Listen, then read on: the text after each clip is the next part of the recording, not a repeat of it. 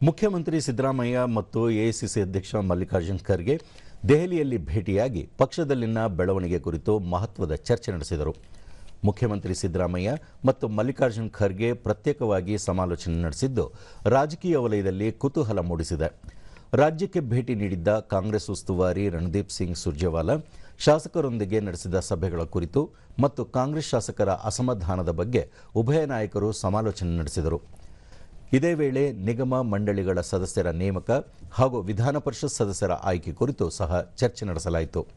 ಶಾಸಕರು ಬಹಿರಂಗ ಹೇಳಿಕೆ ನೀಡುವುದನ್ನು ನಿಲ್ಲಿಸುವಂತೆ ಸೂಚಿಸಬೇಕು, ಇಲ್ಲವಾದಲ್ಲಿ ಆಡಳಿತದ ಮೇಲೆ ಪರಿಣಾಮ ಬೀರಲಿದೆ ಎಂಬ ಮಾಹಿತಿಯನ್ನು ಮಲ್ಲಿಕಾರ್ಜುನ್ ಖರ್ಗೆ ಅವರಿಗೆ ತಿಳಿಸಲಾಗಿದೆ ಎನ್ನಲಾಗಿದೆ. ಬಳಿಕ ಸಿದ್ದರಾಮಯ್ಯ ಮುಖ್ಯಮಂತ್ರಿಗಳ ಬದಲಾವಣೆಯ ವಿಷಯ ಮಾಧ್ಯಮಗಳ ಸೃಷ್ಟಿಯಾಗಿದ್ದು ಊಹಾಪೋಹಗಳಿಗೆ ಆಸ್ಪದವಿಲ್ಲ.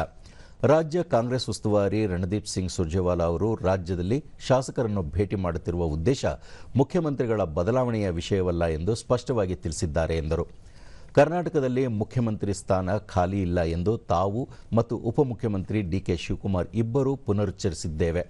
ರಾಜ್ಯದ ಮುಖ್ಯಮಂತ್ರಿ ತಾವೇ ಎಂದರು. ಮಾಡ್ತಾ ಇರೋದು ಪತ್ರಿಕೆಯವರು ಮತ್ತು ಟಿವಿ ಚಾನೆಲ್ಗಳು.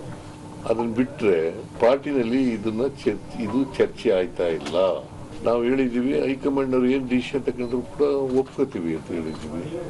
ಅದನ್ನ ನಂಬರ್ ಆಫ್ ಟೈಮ್ಸ್ ಹೇಳಿದ್ದೀನಿ, ನಾನು ಅನೇಕ ಬಾರಿ ಹೇಳಿದ್ದೀನಿ.